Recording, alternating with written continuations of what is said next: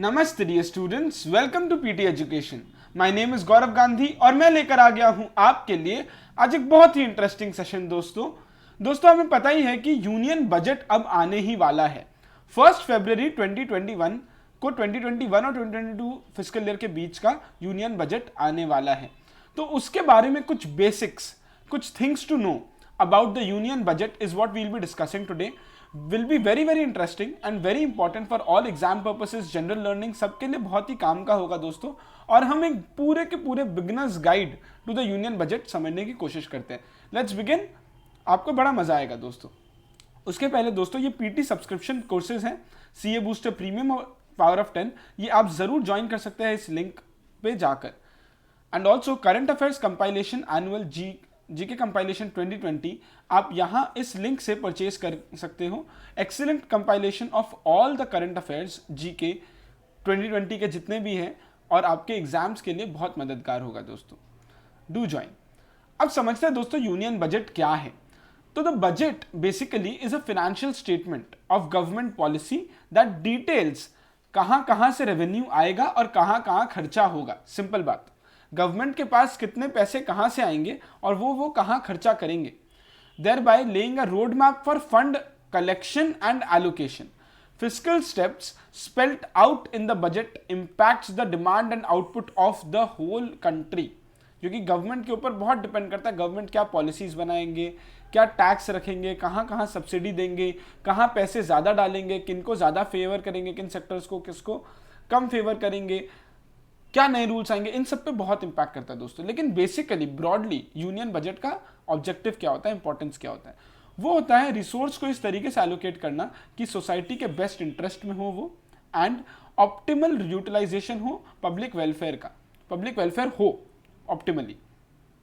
जितने भी down trodden sections है, जितने भी गरीब सेक्शंस है, पॉवर्टी लेवल के नीचे हैं, उन सबको के लिए जॉब एम्प्लॉयमेंट क्रिएट करना अपने पॉलिसीज या फिर अपने अपने रूल्स एंड रेगुलेशंस के थ्रू।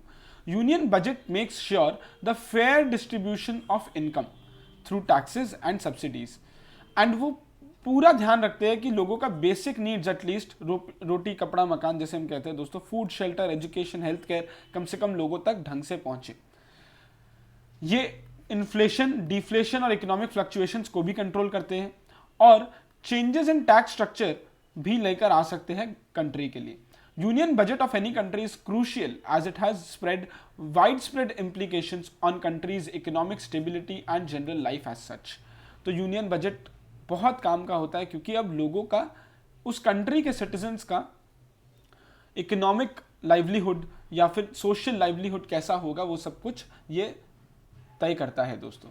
अब फिस्कल फायर पावर आप देख लीजिए कि किस तरीके से over the years fiscal situation of the government interest wise अगर हम देखें, इंटरेस्ट पेमेंट वाइज, तो वो नीचे जा रहा है। Governments interest payment burden is dropping year on year, as a result of which it is able to spend more on development and welfare measures। लेकिन ये भी याद रखिए दोस्तों कि बेस भी तो बड़ा हो रहा है, ये बेस भी तो बड़ा हो रहा है क्योंकि हमारा जीडीपी बड़ा हो रहा है, हमारा टैक्स कलेक्शन बढ़ रहा है। So interest payments as a percent of total revenue receipts लेकिन कम हो रहा है। Why is the timing of the budget important? ये बड़ा इंटरेस्टिंग है दोस्तों। 1998 से लेकर ऐसा हुआ था कि बजट 5 बजे ही रिलीज होता था फरवरी के लास्ट वर्किंग डे पे। This practice was inherited from the British regime only. क्यों ऐसा इसलिए होता था क्योंकि जब हम ये 5 बजे रिलीज करते थे तो ब्रिटेन में वहां पर 11 के आसपास बचता था, और इस वजह से you could assess the impact on equity markets of Britain, और उसके हिसाब से हम समझ जाते थे कि अब इंडिया में क्या होगा और क्या नहीं होगा। बट ये पैटर्न चेंज हुआ 1999 के बाद से, जब एनडीए की सरकार आई और उन्होंने टाइमिंग को चेंज करके 11 AM कर दिया इंडिया में। In February 2016 NDA administration subsequently change the date also, और डेट को चेंज करके 1 फरवरी रख दिया गया and merged the railway budget with the general budget.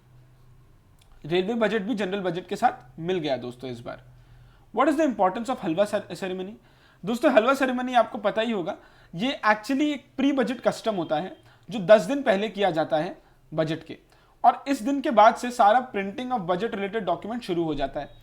तो इसमें क्या होता है दोस्तों, the staff members, everyone, the officials, they work round the clock in surveillance and north block के अंदर लॉक होकर। ऐसा क्यों होता है? ताकि कोई भी इंफॉर्मेशन लीक ना हो जाए। अगर लीक हुआ तो volatility in the markets will rise and जिसकी वजह से the FM, the finance minister will be held accountable.